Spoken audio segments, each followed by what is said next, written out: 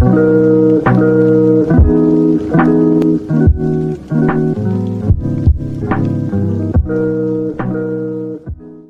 વિદ્યાર્થી મિત્રો, ગઈકાલે આપણે સ્થિતિ ઉર્જા વિશે ચર્ચા કરી હતી। બે આપણે થિયરી જોઈ હતી। એક હતું બે વિદ્યુતભારના બનેલા તંત્રની સ્થિતિ ઉર્જા અને એમાં બીજો પોર્શન હતો ત્રણ વિદ્યુતભારના બનેલા તંત્રની સ્થિતિ ઉર્જા, કે જેમાં આપણે તંત્રને જ્યારે સૌપ્રથમ ખાલી હોય છે, બધા વિદ્યુતભારના નોંધોત્તર હતા, ત્યાંથી આપણે 1 by 1 એમને તંત્રમાં લાવ્યા હતા અને એના માટે જે કાર્ય કરીએ છીએ એ કાર્યને સ્થિતિ ઉર્જા સ્વરૂપે પ્રાપ્ત થતું હતું। પરંતુ ગઈકાલની થિયરીમાં ક્યાંય પણ આપણે બાહ્ય વિદ્યુત ક્ષેત્રનો ઉપયોગ કર્યો હતો નહીં, એટલે કે તંત્ર કેવું હતું, ખાલી હતું, ત્યાં તંત્રમાં કોઈ પણ પ્રકારનું વિદ્યુત ક્ષેત્ર હાજર હતું નહીં। આગળનો જે હવે ટોપિક આવે છે એ ગઈકાલ જેવી જ થિયરી છે, બસ એક જ વસ્તુ અંદર એક્સ્ટ્રા આપણે એડ કર્યું છે। સ્થિતિ ઉર્જા ખરી, પણ ક્યાં? બાહ્ય ક્ષેત્રની અંદર। એટલે કે બાહ્ય વિદ્યુત ક્ષેત્ર ઓલરેડી અહીંયા તંત્રમાં પ્રેઝન્ટ હશે। હવે બાહ્ય વિદ્યુત ક્ષેત્ર શેને કારણે છે, એનું જે ઉદ્ભવ સ્થાન છે એ વિદ્યુતભારની ઉર્જા કેટલી છે એના વિશે ચર્ચા અહીંયા આપણે કરવાની નથી। આપણે માત્ર ને માત્ર આપેલા વિદ્યુત ક્ષેત્રમાં જે બહારથી વિદ્યુતભારને લાવવાના છે એ બહારથી લાવવા પડતા વિદ્યુતભાર માટે કરવું પડતું કાર્ય અને એને કારણે જે તે વિદ્યુતભારને પ્રાપ્ત થતી ઉર્જા વિશે આપણે ગણતરી કરીશું। જે અહીંયા વિદ્યુત ક્ષેત્રનું ઉદ્ગમ સ્થાન છે એના વિશે કોઈ પણ આપણે ડિટેલમાં ચર્ચા કરવાની નથી। હવે આમાં પણ જુદી જુદી બે થિયરી આવે છે। ગઈકાલે 2 અને 3 વિદ્યુતભારવાળા તંત્ર હતા। આજની થિયરીમાં પણ બે ભાગ છે, પણ એમાં એક છે માત્ર એક જ વિદ્યુતભારના બનેલું તંત્ર અને બીજું આવશે 2 વિદ્યુતભારના બનેલું તંત્ર।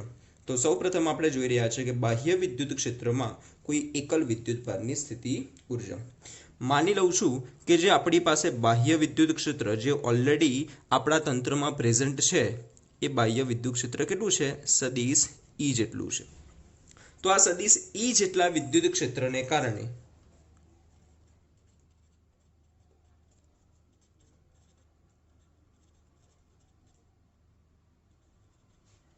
આ વિદ્યુત ક્ષેત્રની અંદર આપણે કોઈ વિદ્યુતભારને લાવવો છે। કયો વિદ્યુતભાર લાવવો છે આપણે ડિસાઈડ કરીએ તો વિદ્યુતભારને આપણે લાવવો છે Q વિદ્યુતભારને સદિશ R જેટલા અંતરે ક્યાંથી લાવવાનો છે? અનંત અંતરેથી।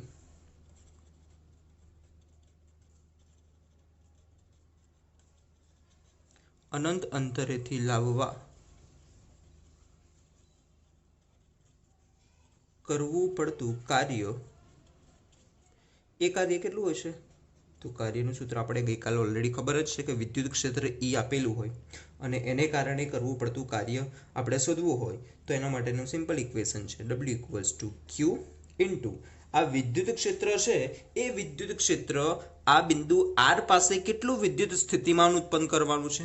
જેમ વિદ્યુત ક્ષેત્ર છે તો એને કારણે શું ઉત્પન્ન થશે? કંઈક ને કંઈક વિદ્યુત સ્થિતિમાન પણ ઉત્પન્ન થતું હશે। તો એ વિદ્યુત સ્થિતિમાનને આપણે નામ આપ્યું છે V અને કયા અંતર પાસે છે? સદિશ R જેટલા અંતર પાસે। તો આમ વિદ્યુતભાર Q ને R જેટલા સ્થાન સદિશે લાવવા માટે કરવું પડતું કાર્ય તમને મળ્યું છે। આ કાર્ય શેને સ્વરૂપે પ્રાપ્ત થશે? તો આ કાર્ય આપેલા તંત્રની અંદર જે વિદ્યુતભાર Q છે એની સ્થિતિ ઉર્જા સ્વરૂપે પ્રાપ્ત થશે। આ કાર્ય એ વિદ્યુતભાર Q ની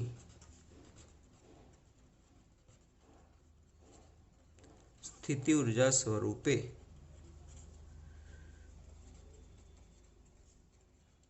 પ્રાપ્ત થાય છે। તો માટે જે સ્થિતિ ઉર્જા છે કયા અંતરે? R। અંતર જેમ બદલાશે એમ તેમ સ્થિતિ ઉર્જા પણ બદલાશે, એટલા માટે જોડા આપણે અંતર ડેફિનેશન આપીએ છીએ। તો U of R that is equals to સૂત્ર આપણને મળ્યું છે Q into V of R। જેમ R બદલાશે તેમ વિદ્યુત સ્થિતિમાન V બદલાશે અને એ જ પ્રમાણે સ્થિતિ ઉર્જા U પણ બદલાવાની છે। તો આ માત્ર એક વિદ્યુતભારનું તંત્ર હોય એમાં રહેલા વિદ્યુતભારની સ્થિતિ ઉર્જા વિશે આપણે ચર્ચા કરી। એક વિદ્યુતભારના તંત્રની સ્થિતિ ઉર્જા જોયા બાદ હવે આપણે બાહ્ય વિદ્યુત ક્ષેત્ર હાજર હોય એવા ક્ષેત્રની અંદર જુદા જુદા બે વિદ્યુતભારને લાવવા માટે તંત્રની સ્થિતિ ઉર્જા કેટલી થશે એ આપણે જાણવાની છે। તો આની અંદર આપણી પાસે જુદા જુદા બે વિદ્યુતભાર હશે। તંત્રમાં વિદ્યુતભાર Q Q1 અને Q2 ને સદિશ R1 તથા સદિશ R2 અંતરે લાવવા છે। સૌ પ્રથમ કોને લાવીશું તો R1 ને Q1 ને સૌ પ્રથમ Q1 અને ત્યારબાદ Q2 ને અનંત અંતરેથી વિદ્યુત ક્ષેત્રમાં લાવીશ। ઓકે, એટલે સૌથી પહેલા આપણે કોને લાવવાનો છે વિદ્યુતભાર Q1 ને। ગઈકાલની જે થિયરી ભણ્યા હતા કે જ્યારે કોઈ પણ વિદ્યુત ક્ષેત્ર હાજર નહોતું તો સૌપ્રથમ જે વિદ્યુતભારને લાવતા હતા એના માટે મારે કાર્ય કેટલું કરવું પડતું હતું 0, કેમ કે ત્યાં કોઈ પણ વિદ્યુત ક્ષેત્ર હાજર હતું નહીં। પણ હવે તો કંઈક ને કંઈક વિદ્યુત ક્ષેત્ર ઓલરેડી હાજર છે, એટલે સૌપ્રથમ જે આપણે Q1 ને લાવીએ છીએ તો Q1 ને R1 પાસે લાવવા વિદ્યુત ક્ષેત્ર E વિરુદ્ધ કરવું પડતું કાર્ય, આ જે કાર્ય છે એ આપણે ઉપરની થિયરીમાં જે મેળવેલું છે એ જ છે। કાર્યને નામ આપીએ છીએ W1, that is equals to કયાને લાવવાનો છે આપણે Q1, કયા બિંદુ પાસે R1 બિંદુ પાસે, દેટ મીન્સ કે આપણે લખી શકીએ છીએ VR1। તો આ તમને પહેલું કાર્ય મળ્યું। એટલે તંત્રમાં હવે કોણ આવી ગયો છે એક વિદ્યુતભાર આવી ચૂક્યો છે Q1। હવે આપણે કોને લાવવાનું છે વિદ્યુતભાર Q2 ને લાવવાનું છે। તો Q2 વિદ્યુતભારને તંત્રમાં લાવવા માટે શું કરીશું એના વિશે જોઈએ।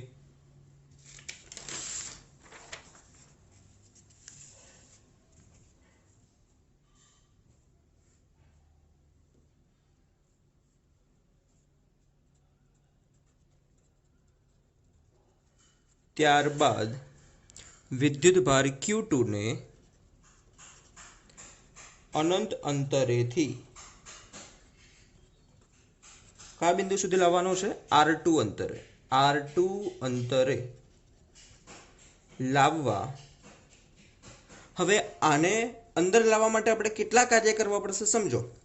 ઓલરેડી એક બાહ્ય વિદ્યુત ક્ષેત્ર હતું E, હવે Q1 વિદ્યુતભાર પણ છે, એટલે જે ઓલરેડી બહારથી વિદ્યુત ક્ષેત્ર E હતું ઉપરાંત વધારાનું કંઈક વિદ્યુત ક્ષેત્ર Q1 ને કારણે પણ અહીંયા ઉત્પન્ન થવાનું છે। એટલે અહીંયા જુદા જુદા આપણે બે કાર્ય કરવા પડશે। સૌ પ્રથમ આપણે જે બે કાર્ય છે એનું લિસ્ટ બનાવીએ છીએ। R1 અંતરે લાવવા બાહ્ય વિદ્યુત ક્ષેત્ર E ઉપરાંત Q1 ના વિદ્યુત ક્ષેત્રની વિરુદ્ધમાં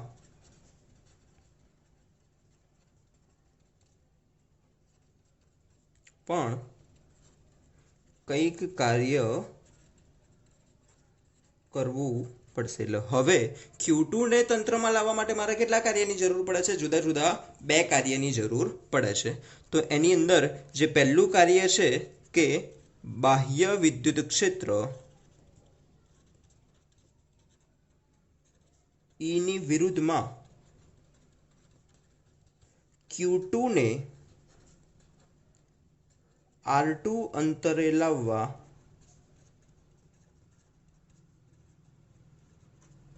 કરવું પડતું કાર્ય, આ જે કાર્ય જેમ આપણે પ્રથમ Q1 માટે લખ્યું હતું એ જ રીતે આપણે લખીએ W2, that is equals two કોને લાવવાના છે આપણે Q2 ને કયા બિંદુ પાસે R2 બિંદુ પાસે। તો R2 બિંદુ પાસે વિદ્યુત ક્ષેત્ર E ને કારણે જે વિદ્યુત સ્થિતિમાન છે એને આપણે શું નામ આપ્યું છે VR2। VR2 શું છે અહીંયા બાહ્ય જે વિદ્યુત ક્ષેત્ર E છે આને કારણે R2 પાસેનું વિદ્યુત સ્થિતિમાન। તો આપણને સેકન્ડ કાર્ય મળ્યું W2। હજુ બીજું એક કાર્ય રહ્યું છે, એ કાર્ય કોના વિરુદ્ધ આપણે કરવાનું છે જે પહેલા વિદ્યુતભાર Q1 લઈ ગયા છે એને કારણે પણ કંઈક આવું વિદ્યુત સ્થિતિમાન ઉત્પન્ન થશે અને એના વિરુદ્ધ આપણે કાર્ય કરવું પડશે। એટલે સેકન્ડ વિદ્યુતભાર Q1 ના વિદ્યુત ક્ષેત્રની વિરુદ્ધમાં Q2 ને R2 અંતરે લાવવા કરવું પડતું કાર્ય, તો એ કાર્યનું સૂત્ર છે W3 that is equals two, ચલો કાર્ય એટલે કે બળ ગુણ્યા સ્થાનાંતર, અથવા તો કાર્યનું જે આપણે સૂત્ર મેળવેલું છે વિદ્યુત સ્થિતિમાન V ઇન્ટુ Q પ્રમાણે જ, તો જે Q2 છે એ, અને વિદ્યુત સ્થિતિમાન કોને કારણે ઉત્પન્ન થતું હશે? Q1 ને કારણે. ચલો Q1 ને કારણે વિદ્યુત સ્થિતિમાનનું સૂત્ર શું થાય કે Q બાય R પરથી કે Q1 અપોન 1 અને 2 વચ્ચેનું અંતર, એને આપણે નામ આપીએ છીએ R12. ફરી એક વખત કાર્યનું સૂત્ર શું છે? આ જ પ્રમાણે Q ઇન્ટુ V વિદ્યુત સ્થિતિમાનનો તફાવત, તો Q1 ની જગ્યાએ આપણે લખ્યા છે Q2, અને બાજુમાં જે વિદ્યુત સ્થિતિમાન છે એ કયું છે? Q1 ને કારણે. કેટલા અંતરે? R12 જેટલા અંતરે તમને મળશે. તો આ ત્રીજું કાર્ય થયું W3. તો હવે બંને વિદ્યુતભાર આપણે તંત્રમાં લાવી દીધેલા છે. તો તંત્રને બનાવવા માટે મારે કુલ કેટલા કાર્ય કરવા પડે? 3 કાર્ય કરવા પડે છે. તો આમ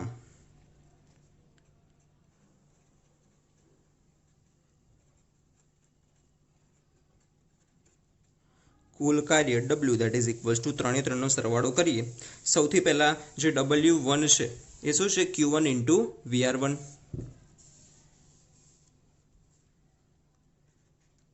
Q1 into VR1 plus W2 એની વેલ્યુ છે Q2 into VR2 plus W3 કે જેની વેલ્યુ છે કે Q1 Q2 divide by R12. તો આ જે આપણું બંને વિદ્યુતભારનું બનેલું તંત્ર છે એ તંત્ર માટે કરવું પડતું કુલ કાર્ય મળ્યું, અને આ કાર્ય એ તંત્રની સ્થિતિ ઉર્જા સ્વરૂપે પ્રાપ્ત થશે એટલા માટે આપણે નીચે લખીએ છીએ. આ કાર્ય તંત્રની સ્થિતિ ઉર્જા સ્વરૂપે પ્રાપ્ત થશે. તો આ જે કાર્ય આપણે મેળવેલું છે એ કાર્ય એના બરાબર જ ઉર્જા હશે.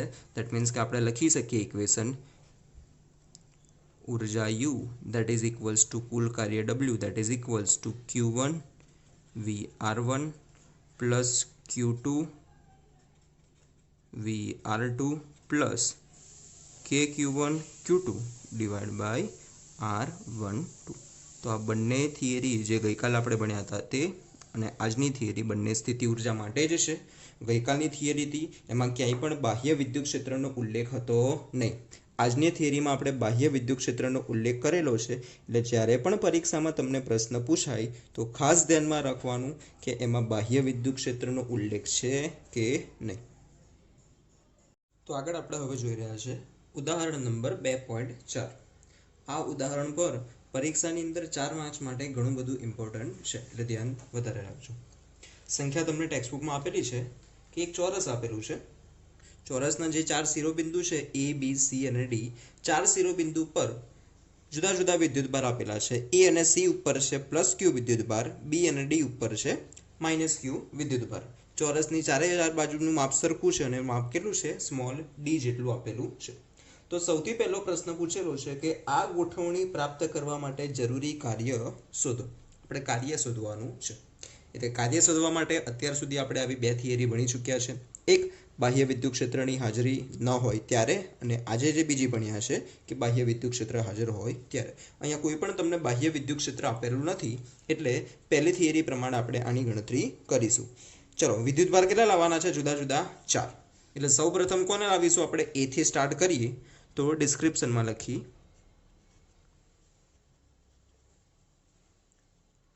અહીં સૌ પ્રથમ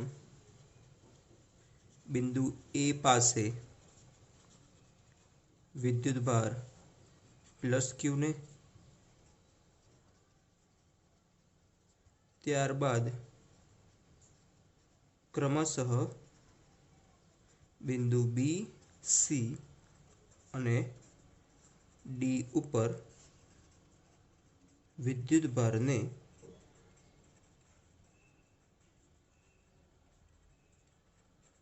લાવવામાં આવે છે. ઓકે, એટલે સૌથી પહેલા આપણે A ઉપર લઈશું +Q વિદ્યુતભારને, ત્યારબાદ B ઉપર -Q ને, ત્યારબાદ C ઉપર +Q ને, ત્યારબાદ છેલ્લા આવશે -Q ને D ઉપર. તો સૌથી પહેલા જે વિદ્યુતભાર લાવવાનો છે બિંદુ A પાસે, એ કાર્ય શોધીએ કે બિંદુ એ ઉપર પ્લસ ક્યુને અનંત અંતરેથી લાવવા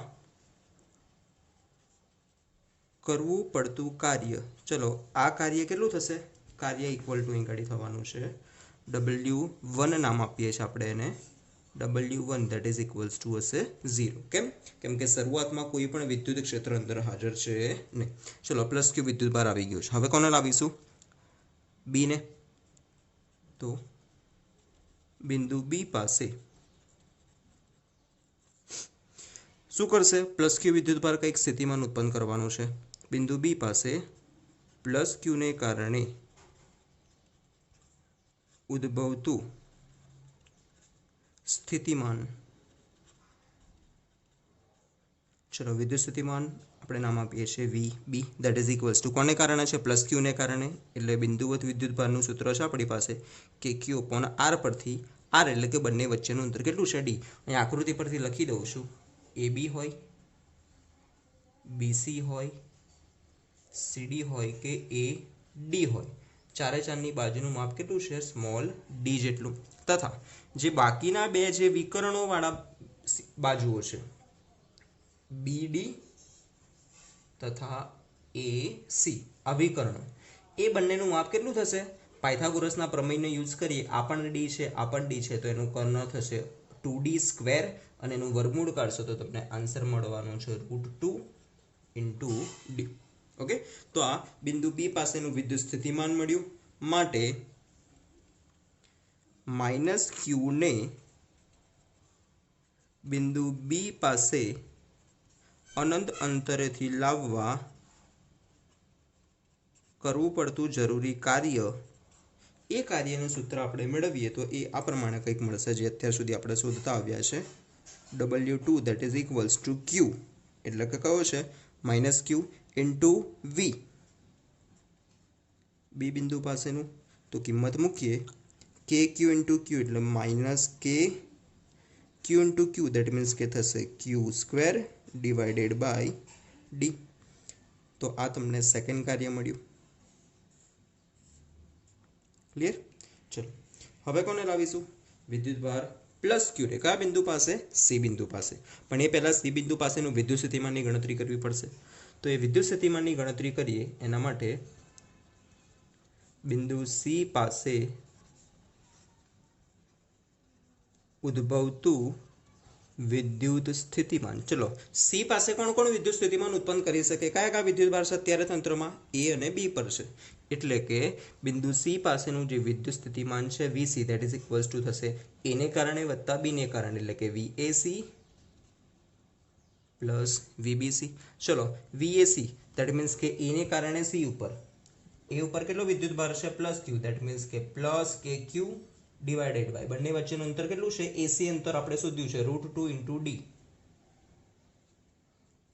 પ્લસ છે બટ બીજો વિદ્યુત ભાર ઋણ છે એટલે માઇનસ કે ક્યુ અને છેદમાં બંને વચ્ચેનું અંતર છે D.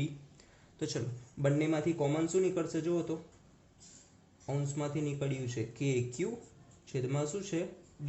એટલે બ્રેકેટની અંદર વધશે 1/√2 માઇનસ કે ક્યુ પણ D આખું નીકળી ગયું છે એટલે બાકી વધશે 1.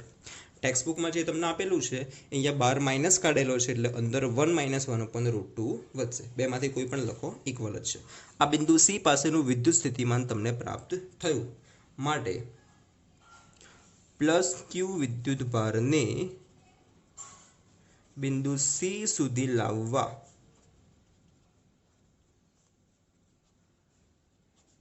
કરવું પડતું કાર્ય અથવા તો જરૂરી કાર્ય. કાર્યનું સૂત્ર શું છે? જેમ અત્યાર સુધી આપણે મેળવી આવ્યા છે. આ ત્રીજું કાર્ય થશે W3 that is equals to કયા વિદ્યુત ભારને લાવવાનો છે? પ્લસ ક્યુને ગુણ્યા બિંદુ સી પાસેનું સ્થિતિમાન એટલે કે VC. ચલો અંદર કિંમત મૂકીએ. પ્લસ ક્યુ જોડે VC છે, VC ની વેલ્યુ છે કે ક્યુ ડિવાઈડ બાય ડી. બ્રેકેટમાં શું છે? 1/√2 માઇનસ 1.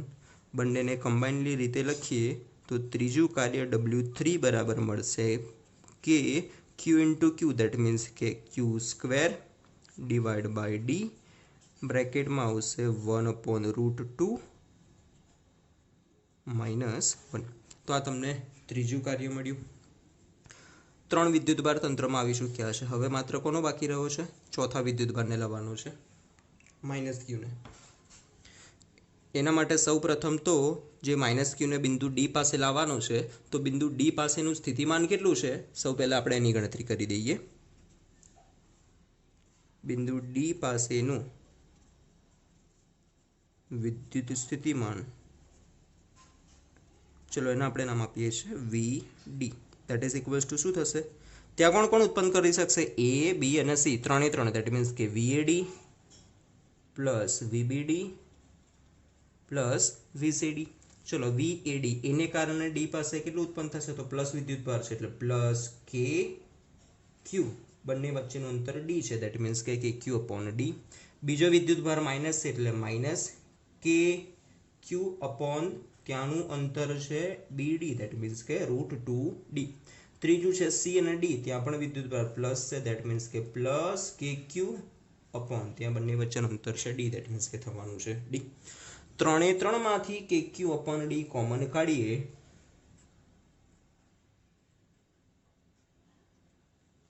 તો બ્રેકેટમાં રહેવાના છે અહીંયાથી 1, અહીંયાથી પણ 1.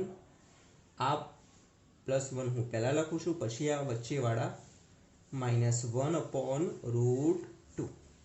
આ +1 આમાંથી નીકળ્યા છે, બીજા +1 છેલ્લા પદમાંથી અને -1/√2 એ બીજા પદમાંથી. તો 1 + 1 2, 2 - 1/√2. દેટ મીન્સ કે VD ની કિંમત આપણને મળી છે KQ/D બ્રેકેટમાં 2 - 1/√2. આ તમને ડી બિંદુ પાસેનું વિદ્યુત સ્થિતિમાન મળ્યું. હવે એના માટે જરૂરી કાર્ય શોધીએ.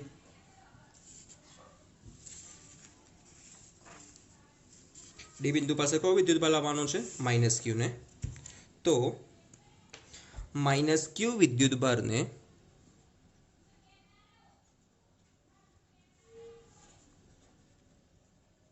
બિંદુ ડી પાસે ઉદ્ભવતું સ્થિતિમાન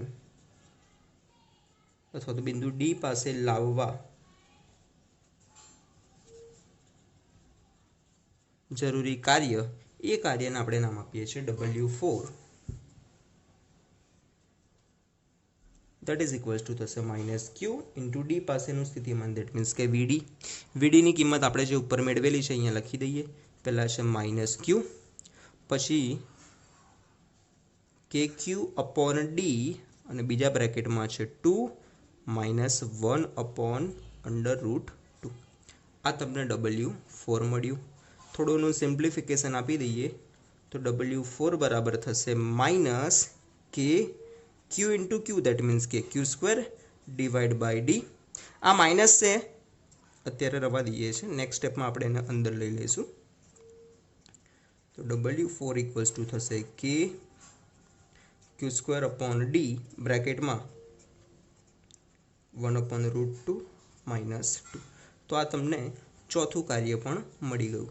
તો સમગ્ર તંત્ર બનાવવા માટે આપણે કેટલા કાર્ય કરવા પડ્યા? જુદા જુદા 4 કાર્યની ગણતરી કરવી પડી. તો 4 4 નો હવે આપણે સમ કરીએ છીએ, સરવાળો કરીએ છીએ. માટે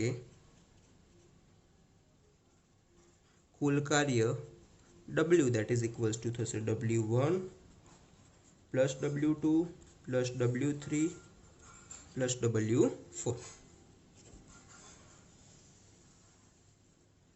ચલો વેલ્યુઝ મૂકીએ બધાની. સૌથી પહેલાં તો W1 એની વેલ્યુ કેટલી છે? 0. અહીં આપણી પાસે કિંમત ઓલરેડી છે. W2ની વેલ્યુ જે કેટલી છે? -KQ² divide by D.